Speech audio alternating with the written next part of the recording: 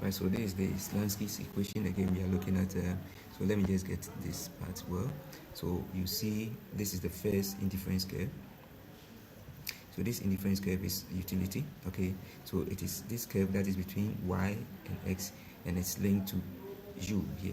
So u is giving us the unit. Fixed u will come with the various components of y against x. So y against x, y against x, a lot of them along this. So all these components are called bundles. So the bundles along this curve have the same utility order, either 1, 2, 3, or this. Okay.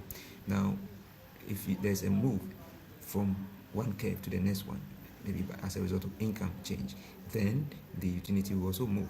Okay, but the utility will be the same for the bundles. Bundle, we are referring to pairs of what the pairs of goods the consumer is consuming. Okay, so all these will also have the same utility, and that's what I'm saying. So level 2 is level 1 utility, it's level 2 utility with its bundles. Okay, right. So you can adjust this curve if you have your budget line. Let's say it's a budget line. Budget line is like your fixed, your constraint is there, it's fixed. So you can adjust your utility curve down until it touches the budget line. At that point where they touch, that is where you're going to have your equilibrium. Okay, so at that point, the change in your y over the change in x will be equal to, that is the change in your y over change in x, which is the curve one, will be equal to the change in price of y over the change in over the price in y, and then not the change price in y and then price in x. Notice, so that will be the equilibrium. It gives you an equation that which you can combine with Lagrangian expression. Lagrangian expression will take off your utility and then will subtract 0, but that 0 will be equated to your lambda, which is the ratio or a proportion or a constant.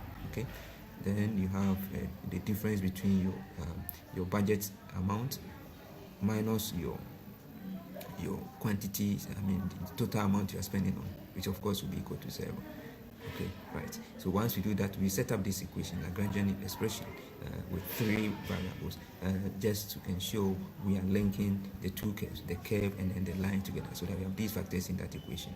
You can then differentiate with respect to each of that, just to reduce the variables. And then when you have two equations with the same 2 variables, you can solve and get the answer, substitute in the others, and then get the answer. Right. So this is a short but very nice expression, and then very nice explanation. I think you should be able to have. So of course we already talked about the types of demand. Okay, direct one person demanding for one, a normal good. Okay, you can have one in which you have another product in it, so you demand for this, it is already in it. We have one that if you demand for one, you need the other one to complete it. And fufu and soup type of demand. That's why I said you can't eat your fufu alone, you should have the soup, right? So that's more of complement. Okay, then you have one when you demand for the end product of one, because they share, 2 end products share the same, let's say, raw material. When there's demand for one, it affects the other one in terms of price. If the demand for one goes up, you are getting more of that. Small portion of the other one be produced, because it's very small. Money in the system is more than that. Relative for that one, for that portion is more. So you have what the price of that going up, because right, the money is now more than the food, right? So the price will then go up, right? Because if the same amount you share that amount, they will have bigger prices, right? So that is how you can, a simple way to look at inflation and other things. Thank you very much.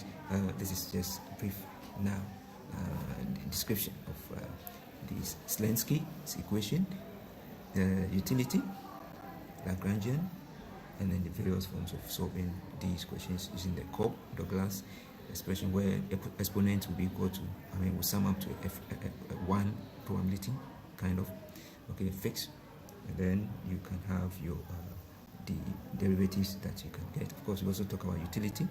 The old measure was utils, okay, but now it's utility and order manner.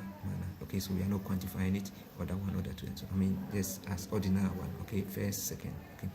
So for every curve, the same order, the same level of satisfaction, same level of utility is achieved, but we have different bundles having the same portion. So you adjust.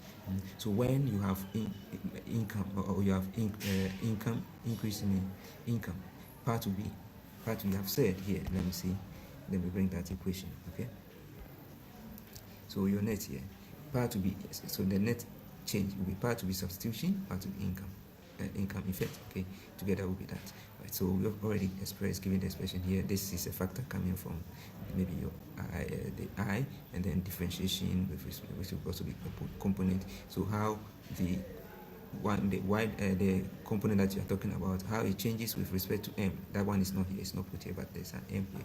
That's your budget.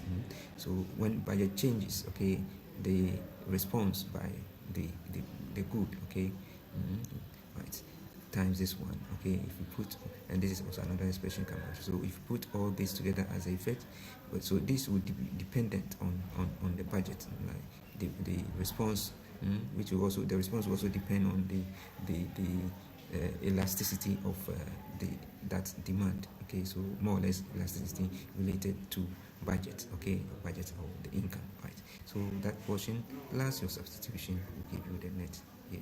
Remember, this quantity and this is the price of Y. Right? So just note these ones. Okay, so that is what I would say for now. I think I've talked about all of them. We can then draw the curtains here. Right, the other ones, direct, indirect, and so on, I've talked about them. Okay, we talk about normal good, and then Griffin's good, and then inferior good. Let's talk about all that. So thank you very much.